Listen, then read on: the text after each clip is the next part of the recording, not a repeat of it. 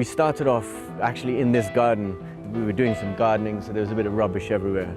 And we used a couple of bins and like benches and that sort of thing. Started to play tag, and then it just grew from there. We went from that to meet-up sessions in Hyde Park with a bit of barrier tape. Then we went into parkour gyms, and then we built our first court. And the first court is not too dissimilar from what you see behind you here.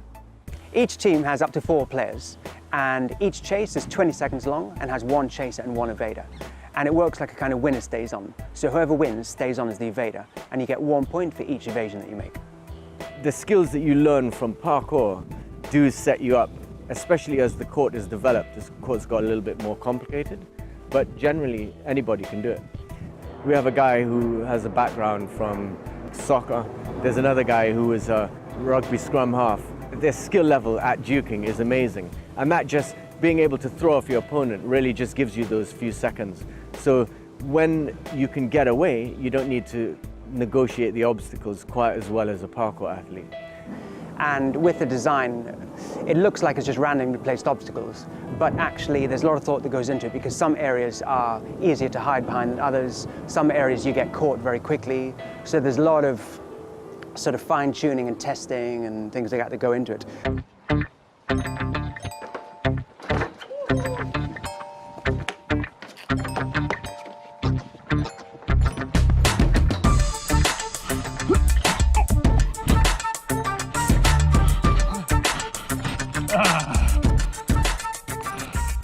So as you can imagine, taking part in a big glamorous game of tag is still a game of tag at the end of the day.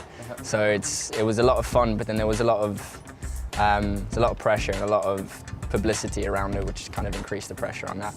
So a good competitor is having tactics, knowing the court, having court experience, and obviously being physically strong, physically fit. That stamina's got to be up there. Like cardio, if you're focusing on your breath is one of the main things. Like, you look at the best fighters in the world, they just say if you can just keep yourself under control and just get that oxygen in, then your muscles have got the power to react. Without that, you just fall over.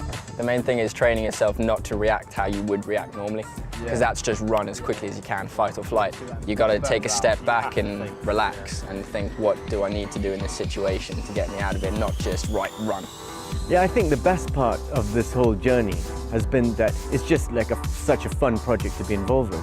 I really like the fact that wherever we travel, everyone in the world that we meet has played ChaseTag. And it's really good when you reconnect with people and you start playing tag with them, even like adults, that they get this huge smile on their face because they've forgotten how much fun chasing someone really is.